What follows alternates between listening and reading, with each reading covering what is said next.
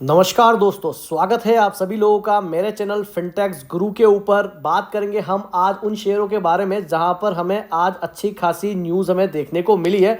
उससे पहले मैं आप लोगों को सजेस्ट करूंगा एक बार आप ये वाली वीडियो ज़रूर देखिए कि आखिर एक शेयर जिसकी कोई भी रेवेन्यू नहीं है, कोई प्रॉफिट नहीं है, कोई फंडामेंटल नहीं है, उसके बाद भी उसका जो शेयर है वो 100 गुना से ज़्यादा जो है वो बढ़ जाता है। कंपनी की मार्केट कैपिटल 40 करोड़ से बढ़ के 4000 करोड़ हो जाती है और फाइनली अब उसका इन्वेस्टिगेशन जो है वो सेबी कर रहा है। तो मैं आपको सजेस्ट करूंगा कि एक बार ये वाली वीडियो आप जरूर देखें। तो चलिए अब वीडियो को शुरू करते हैं। सबसे पहले हम लोग बात करेंगे सुप्रीम इंडस्ट्रीज को लेकर के। आज के दिन स्टॉक के अंदर 4.5% का करेक्शन जो है हमें देखने को मिला। 4013 के लेवल पर स्टॉक अपनी क्लोजिंग देता है।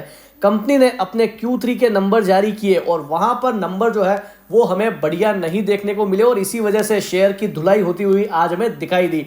अगर मैं नेट प्रॉफिट की बात करूं तो Q3 के नेट प्रॉफिट के अंदर 27% की गिरावट जो है वो हमें देखने को मिली और जो कंपनी का कंसोलिडेटेड पैट निकल करके आया वो आया सिर्फ 187 करोड़ रुपीस। और इसी के चलते आज हमें ये भारी भरकम कट जो है वो हमें सुप्रीम इंडस्ट्रीज में देखने को मिला है। अगला शेयर है भारत डायनामिक। 4-4.5% के आसपास की आज बढ़िया तेजी जो है वो हमें भारत डायनामिक के अंदर देखने को मिली। कल भी स्टॉक अच्छा खासा भागा था।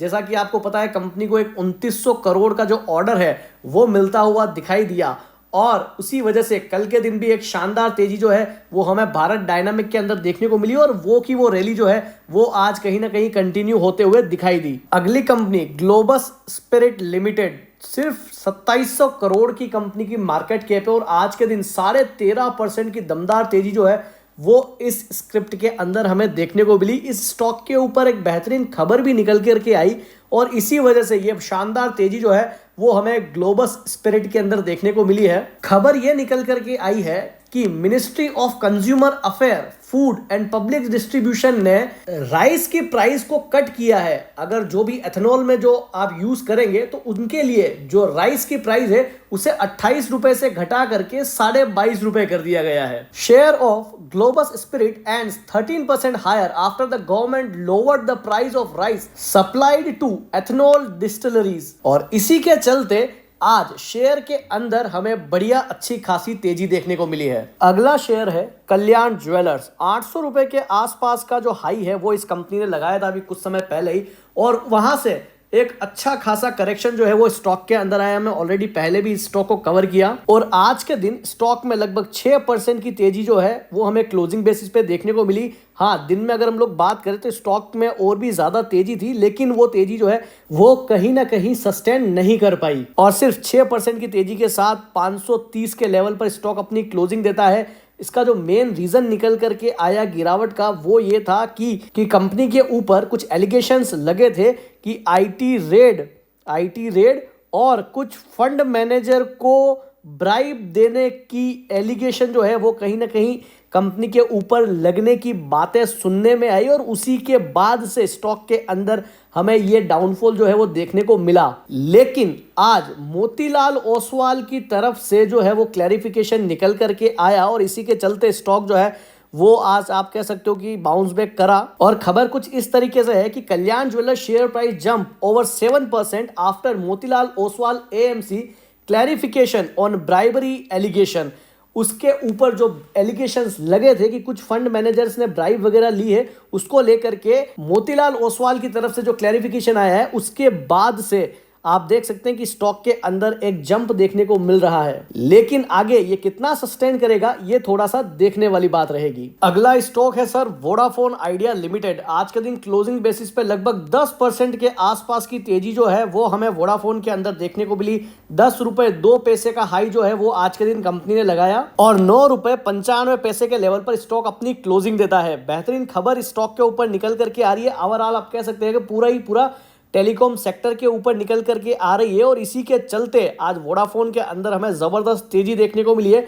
खबर है दोस्तों एजीआर से रिलेटेड। जी हाँ दोस्तों, मार्केट में कुछ रूमर्स चल रहे हैं कि हो सकता है कि आने वाले समय के अंदर जो कंपनी के ड्यूज हैं एजीआर को लेकर के वो एजीआर ड्यूज के वेवर्स जो है वो सरकार की तरफ से हमें देखने को मिल सकते हैं। ऐसी कई अभी आप कह सकते हो कि सिर्फ रूमर्स हमें देखने को मिल रहे हैं, और अगर ये होता है तो डेफिनेटली कहीं ना कहीं वोडाफोन आइडिया को फायदा होता हुआ दिखाई देगा, और इसी के चलते आप कह सकते हो कि शेयर के अंदर आज हमें 10% की तेजी जो है वो हमें देखने को मिल रही है। अगला शेयर है बॉस डिक्सन टेक्नोलॉजीज। 17,520 के लेवल पर स्टॉक अपनी क्लोजिंग देता है, और अगर आज के मैं हाई की बात करूं तो 17,687 का कंपनी हाई लगाती है। लगभग 0.25% की बढ़त के साथ स्टॉक अपनी क्लोजिंग देता है। आज स्टॉक के ऊपर दो खबरें हमें देखने को मिल रही है, जिसके अंदर पहला तो है कि कंपनी ने एक दूसरी कंपनी के साथ एमओयू साइन किया है, और अगर मैं वैल्यू की बात करूं तो वो एमओयू है 133 करोड़ रुपीस का। एंड सेकंड खबर जो है वो मुझे काफी ज्यादा बेहतरीन लग रही है पहली वाली खबर से भी। वो ये है कि कंपनी ने अपने Q3 के नंबर जारी किए हैं, और नंबर काफी शानदार देखने को मिल रहे हैं। अगर मैं कंपनी के प्रॉफिट की बात करूं तो उसके अंदर 124% का जंप हमें देखने को मिला है।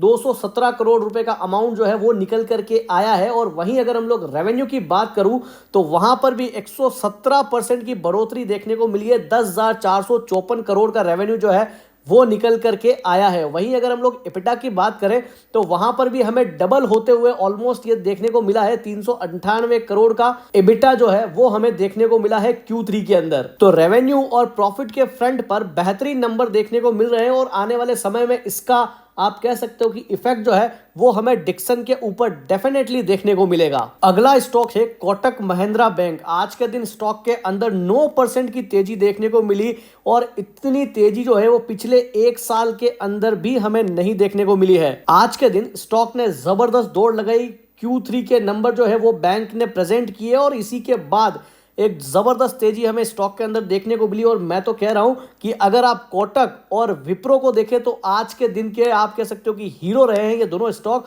और निफ्टी को काफी ज्यादा सपोर्ट जो है वो इन दो स्टॉक्स की वजह से हमें देखने को मिला है। अगर मैं Q3 के नंबर की बात करूं तो अगर मैं नेट प्रॉफिट की बात करूं तो वहां पर 10% की बढ़ोतरी जो है वो हमें Q3 के अंदर हमें देखने को मिली है YOY बेसिस पे। और वहीं अगर मैं नेट इंटरेस्ट इनकम की बात करूं तो इंटरेस्ट इनकम के अंदर भी लगभग 0.15% के आसपास की बढ़ोतरी जो है वो हमें सालाना आधार पर देखने को मिली है। तो नंबर बढ़िया होने की वजह से कहीं ना कहीं ये तेजी जो है हमें आज कोटक महिंद्रा बैंक के अंदर देखने को मिली है। तो ये थे कुछ स्टॉक जहां हमें खबरों के दम पर स्टॉक के अंदर एक्शन देखने को मिला। अगर वीडियो इन्फॉर्मेटिव लगी हो तो वीडियो को जरूर लाइक कर दें और चैनल को जरूर सब्सक्राइब करें।